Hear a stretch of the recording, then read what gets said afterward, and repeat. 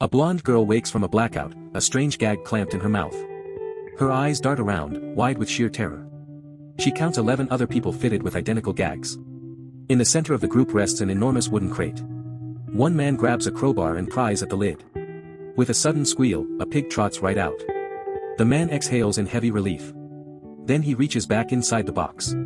He pulls out a full rack of weapons and ammunition. Everyone lunges forward at once.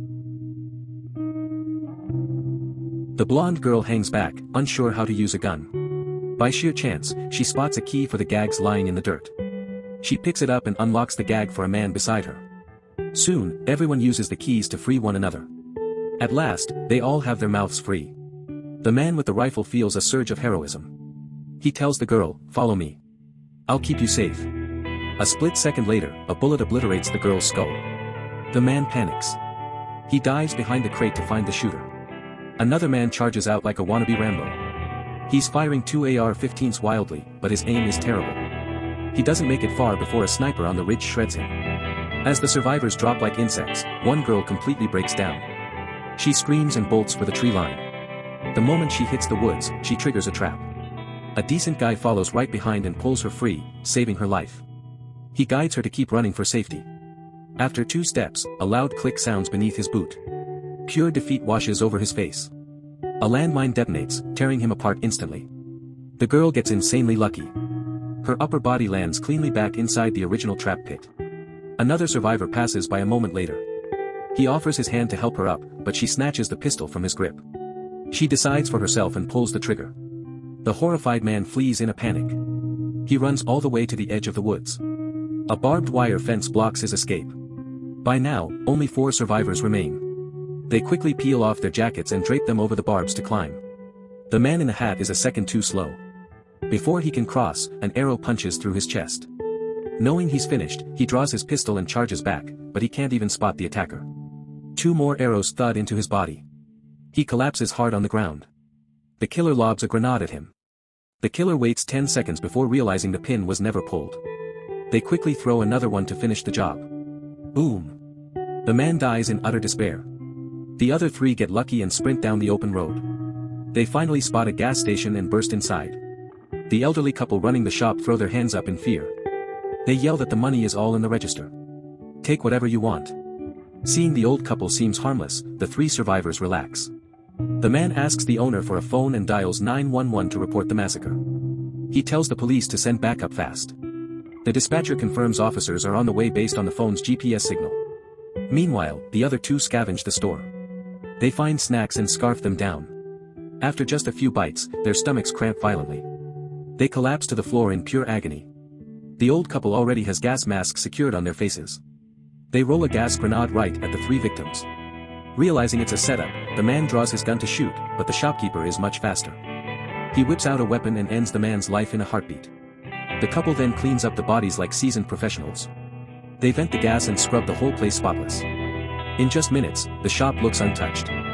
With the job complete, they grab their walkie-talkie to report to the boss. They tell him they just eliminated 3 more targets. The boss sounds pleased. He warns them one more survivor is inbound and to stay sharp. The old couple smile, eager for more action. Right on cue, a survivor named Crystal pushes open the door. She enters the shop looking alert and wary. She immediately asks for a pack of cigarettes. She bends down and pulls a $20 bill from her boot. While paying, she asks what state they're in. They calmly answer Arkansas and slide her change back across the counter. The owner subtly reaches for a hidden gun beneath the register. But Crystal is 1 step ahead. She strikes first, grabs the owner's weapon, and kills them both. The couple dies without ever understanding how she knew. Crystal is a heavy chain smoker. She knows the exact price of a pack in Arkansas by heart. The second she saw the wrong change amount, she knew it was a lie. After taking them out, Crystal searches for a car to escape. She discovers the car door is rigged with explosives. Taking control of the situation, she abandons the idea of driving. She hides in the bushes nearby and waits to see what unfolds. Meanwhile, the boss gets no reply and sends a drone to scout the station. A gunshot rings out, and the drone plummets from the sky. A survivor named Gary steps out from the shadows and crushes the drone under his boot. Crystal realizes he is a fellow target and reveals herself. She greets Gary, and they agree to stick together. The 2 hike along the train tracks. Soon, they hear the loud whistle of an approaching engine. The train is moving slow enough, so they hop into a boxcar. The car is already packed with refugees and luggage. Gary is instantly suspicious and raises his weapon. He thinks the odds of stumbling onto a refugee train are impossibly low. He doesn't buy their story for a second. Just as Gary is about to fire, the train screeches to a halt. A squad of armed soldiers storms the car and lines everyone up for a search. Gary rushes forward to explain the nightmare they've survived, but the soldiers don't speak a word of English. It's clear they are no longer in America. Just then, one of the refugees speaks up, admitting his real identity. He warns Gary the soldiers know nothing about the hunt and threatens to shove a grenade down Gary's pants. Gary has a short fuse and doesn't handle threats well. He tackles the man to the floor with everything he's got. Gary grabs a grenade, pulls the pin, and stuffs it into the guy's trousers. Boom! The man is blown apart instantly. The soldiers see the group is armed and pin Gary down. They drag Crystal into an office to interrogate her about her origins. After some back and forth, Crystal realizes she was transported to Croatia overnight. She is a pawn in a sick hunting game run by bored, wealthy elites. Luckily, the military contacts the US Embassy for assistance. A man named Oliver arrives, claiming to be from the embassy. He puts Crystal and another survivor, Dawn, in his car to head for the airport. Crystal stays sharp and keeps Oliver talking. She quickly catches him in a lie and understands he is just another hunter. She grabs the passenger handle, braces her feet, and kicks Oliver out of the moving car. Then, she coldly floors the accelerator and runs him over. Later, Crystal and Dawn find Gary's body crammed in the trunk. They also find a box of bribe cash and a map. It dawns on them, the whole event is rigged. They aren't surviving by luck, they are being herded toward a final destination. Crystal tells Dawn her own twisted take on the tortoise and the hare. In her version, the rabbit doesn't accept losing. He simply murders the turtle. It's a dark story, but it reveals Crystal's worldview. In this brutal reality, survival isn't about fair rules. It's about who is harder, smarter, and more willing to do what is necessary. As night falls, the hunters at base grow bored waiting for the next delivery. It turns out these hunters are all mega-rich Americans. They even hired a retired Special Forces veteran, Sergeant Dale, as their tactical coach. That explains why the morning was such a one-sided massacre. Suddenly, one hunter wanders into the woods to relieve himself.